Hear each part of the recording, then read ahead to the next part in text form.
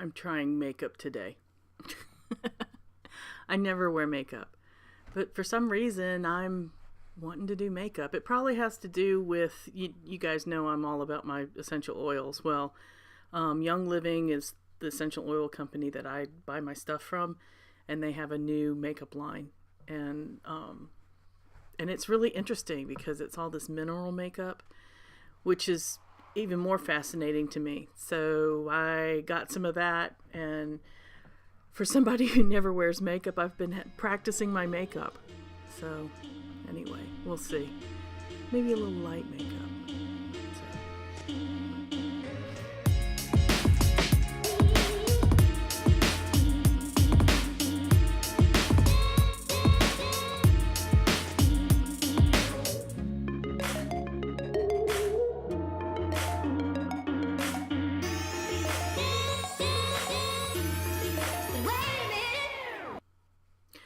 All right, you guys, so let me share with you what I've been working on.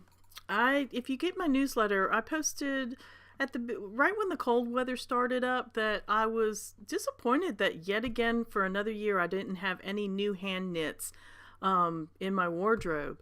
And I've been working through some old sweaters. I've gotten rid of so many old sweaters, and so my sweater supply is kind of dwindling. And not that it necessarily matters where we move to, because actually where we moved to is significantly warmer than when we were living in the mountains in Asheville. But I still want, I want some new sweaters. I should have some new sweaters. I'm a professional knitter, so there it is. That being said, I'm working on a sweater that's kind of unusual for somebody who used to own a luxury yarn business. And here's why. This yarn right here, it's acrylic.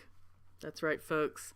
I'm making a sweater out of some acrylic yarn that I got from, I think it was AC Moore or Michaels, one or the other. And I couldn't even tell you what it is because I got it a while ago and I don't have the label. But it's a single ply bulky with a little dongle tweed in it, and it's this, let me show you the sweater. It's kind of this gray and pink and white color. And this, but I'll tell you, the reason why I'm picking this is because I need a good everyday cardigan. And while I love my luxury hand knits, caring for them, hand washing is just a nightmare. And actually I don't hand wash them. I usually wash them on the gentle cycle and then dry it flat. But that's a lot of work. I'd much rather throw it in the wash, throw it in the dryer. And granted, I'm sure that this single ply bulky is gonna get all pilly and I'll be shaving the sweater quite often. Don't really care. Anyway, I just needed something that's gonna be super wearable. Oh, can you see? There it is. This pattern is based off of a pattern from Knitty from years ago. It was called the Sonnet, except for in these areas right here off the shoulders, in their pattern they had some kind of pattern stitch, which I just didn't. I'm just doing a garter stitch, and it's done side to side in one gigantic piece for the body. And in the pattern, I believe they knit the sleeves separately flat and then attached them, and for these I'm just picked up the stitches around the armholes and knitting it in the round. So it's loosely based off of that pattern, and then I'll go back and do a crochet finishing edge on that, and that's it. That's just the basic sweater I'm doing. Yeah, for the most part, I like, for my everyday stuff, my go-to is to just not use a pattern and make it up as I go, but I've studied and knit enough to know generally how to make a sweater. Things like the Knitting in the Old Way and Elizabeth Zimmerman were all about learning how to make sweaters by just sitting down and knitting. And if you study old style knitting, that's basically what they did. They didn't generally follow patterns, they just knit. And I like doing that, that's especially a great way to knit when you're painting with yarns. So if you're combining a bunch of different yarns, then just taking a really basic idea of a pattern of a pattern. I say pattern, a basic idea of like a sweater formula, and just knitting as you go is usually one of the best ways to knit with yarns that are going to be as unpredictable as like a hand spun yarn. That's what I'm kind of doing here. I just had a theory, you know, taking the theory of that side to side pattern. I'll even take a sweater that fits me, that I like the way it fits me, and as I'm going, I'll check it against it. Like for the sleeves here, I basically measured the sleeve off of this sweater straight up. I measured the length from here to here. I measured around the cuff. I looked at my gauge and I just did a little simple math, and I put it in my phone so I'd have it. So if I'm knitting somewhere else, I'm not trying to keep track of that piece of paper. It's in the notes in my phone. And that's it. I just kind of do it as I go. There you have it. I do like complex patterns. I mean, simple patterns are my go-to, especially when I'm using my fun yarns, because I want the focus to be on the textures and the colors as opposed to the shape or any stitch text. Well, sometimes if the yarn's basic, then I'll do a stitch texture. But for the most part, I tend to like really simple shapes. But I do also like to work on patterns, and that's generally not something that I promoted when I had my yarn business, because the yarn that I was making was better suited for simple patterns because I wanted the focus to be on the yarn.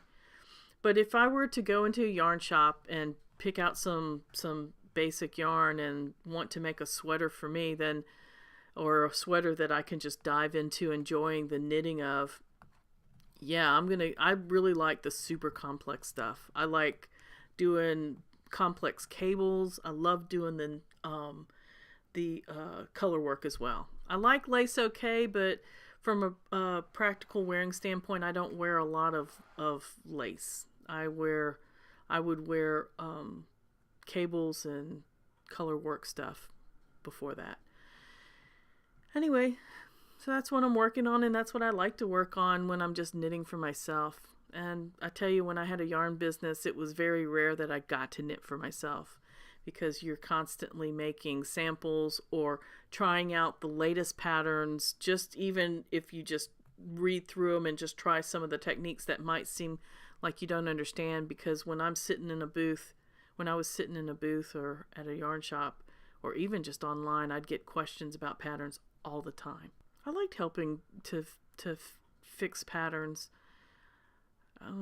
There's something about it, trying to figure that out, that I really enjoy. It's like figuring out a big puzzle to me.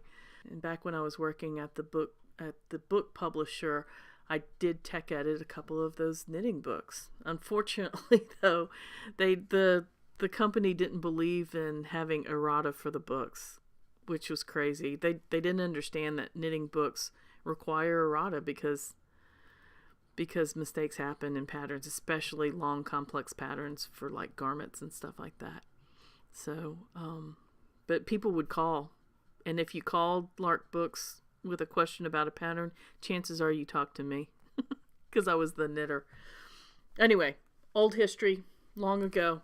This is what I'm working on. Super simple pattern, something I can throw in the wash, and sweater probably will last me maybe just a couple of years. I don't know. The acrylic might be hard wearing. We'll see. We'll see what happens. But this is going to be one of the 2 sweaters that I'm trying to complete by the end of the winter. So there it is.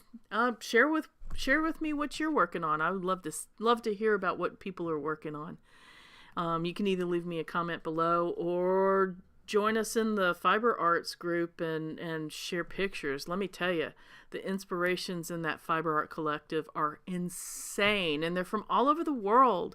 That's what's so cool, is you get to see what knitting's like in different cultures and see everybody's creativity.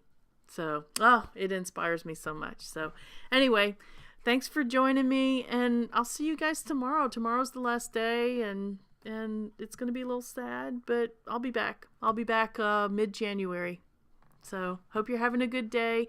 Enjoy your Christmas Eve, and I hope you're doing something that you really love doing, whether it's being alone with just your immediate family, or if it's celebrating big time with lots and lots of friends and family. So anyway, hope it's a really good one.